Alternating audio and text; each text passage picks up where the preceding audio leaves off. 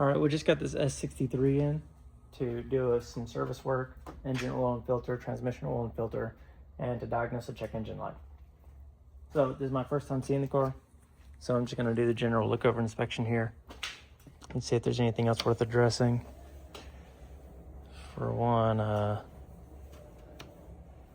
guess I'll need this open whenever I do the diagnostic test to hook up the battery charger anyways, but why is that open? And why can't I close it? I don't know. It's been pretty messed up.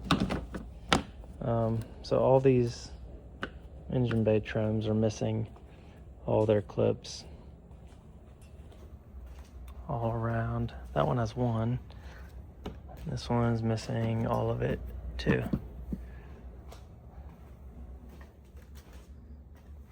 That's not the right bolt for the grill.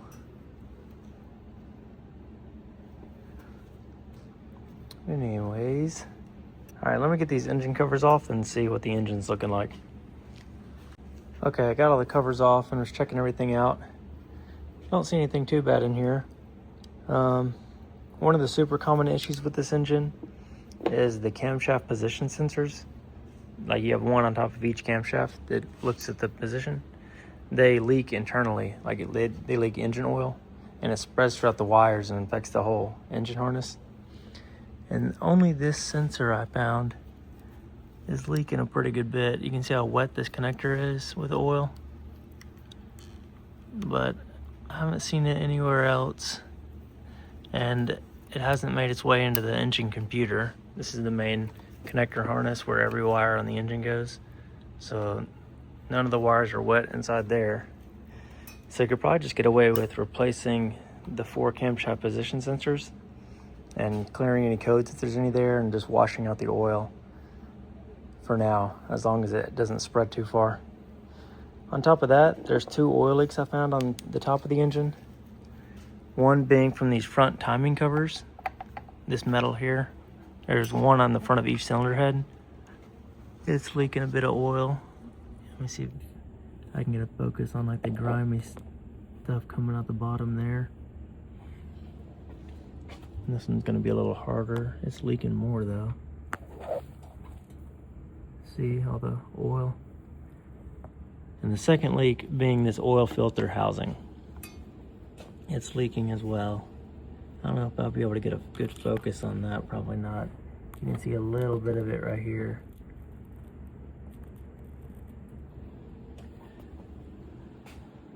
But they don't seem too bad. I see it's missing the undershields. So once I lift it up in the air, I'll be able to see if like the bottom of the engine's wet with oil or anything like that. The coolant's a little low, I'll top that off. And that one's totally empty, so I'll of course top that one off.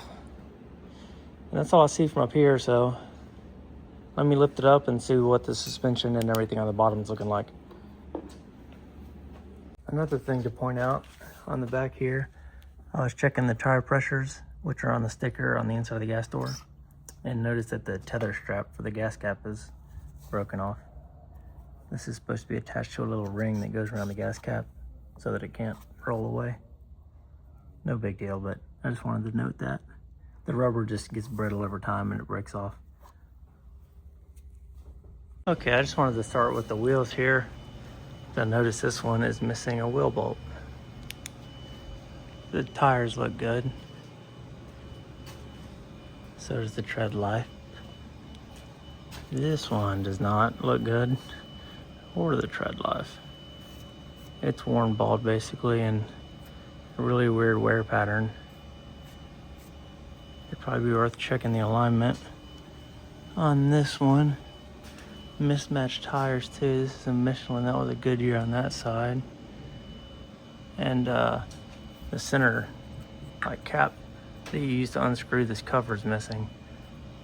It doesn't seem to be screwed in very evenly either, but anyways.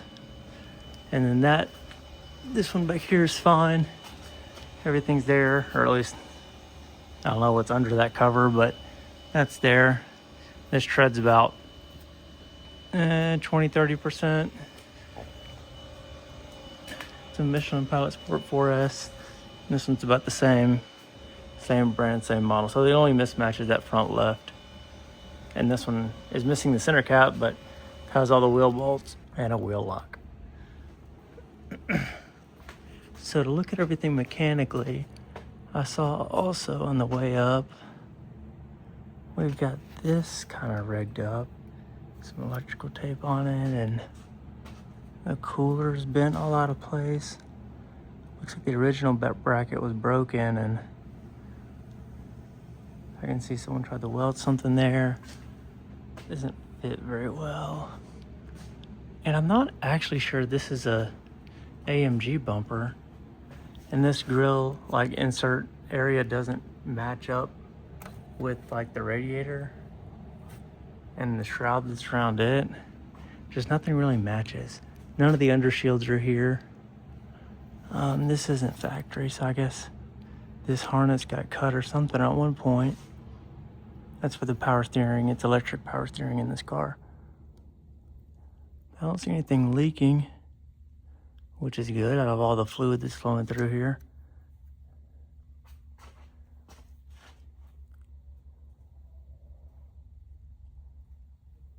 Yeah. Everything does look structurally good with it. Power steering.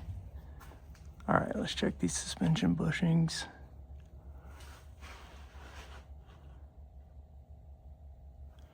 Those look good. All the ball joints here look pretty good. Oh, what is this from? A busted axle boot. You can see all this grease and everything slinging out. That's a pretty good bit. Anytime there's that much grease that's leaked out, and you can see a sort of dried residue too around it. That's a lot of grease loss. And I don't think you can do inside boots anyways, like there's no kit available. But even if there was, I would replace that whole axle. This wiring harness bracket is broken.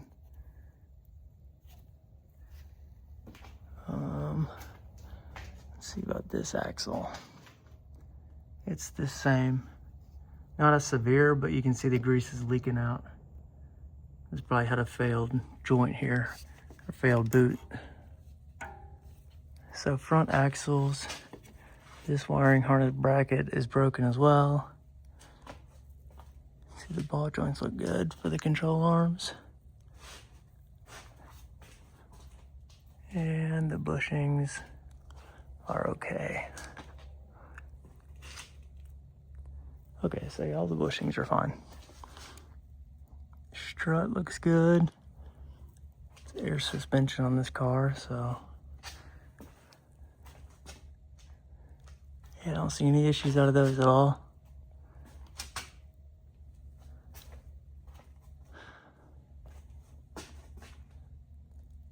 Okay, let me get a side on these brakes.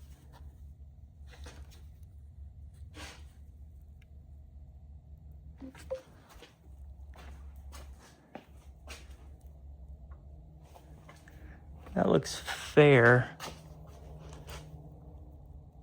You can't really get a good sight on the inside pad with this caliper setup, but judging by the outside pad, I would say 15-20% life for the front brakes. Now looking here, this front differential, the pinion housing's leaking oil. You can see the gear oil on the bottom of this thing. And the pinion there where this drive shaft comes into it, the pinion housing has a seal that leaks. So that's leaking a bit of oil.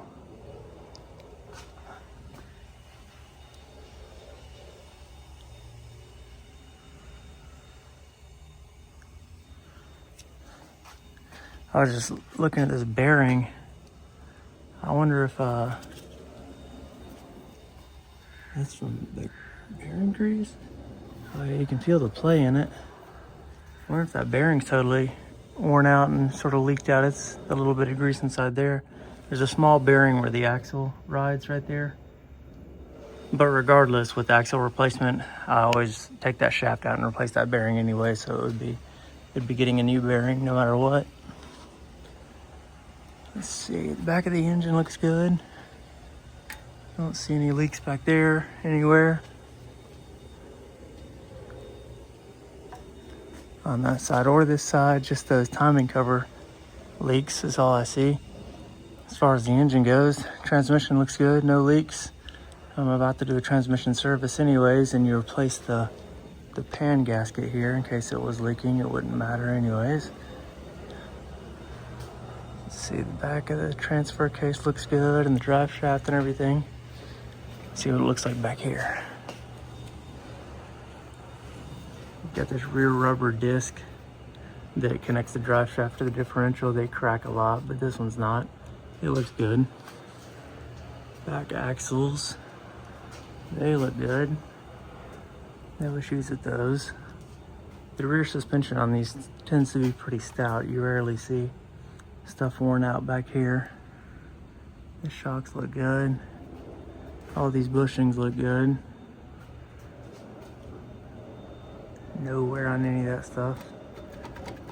This plastic is cracked a little bit, but the main part's still there. The shock looks good. All the bushings. Yeah, and these brakes look really thick too. A lot better than the fronts. Oh yeah, you're 80-90% brake life on the back. So it's just the front getting a little low. But yeah, all the suspension back here looks pretty good.